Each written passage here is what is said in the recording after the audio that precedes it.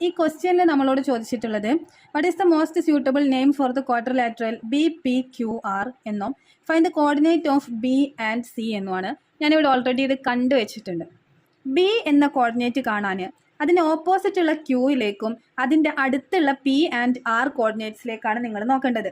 C എന്ന coordinate കാണാൻ അതിന് ഓപ്പോസിറ്റ് ഉള്ള Rയിലേക്കും അതിനടുത്തുള്ള P Qയിലേക്കാണ് നോക്കുക.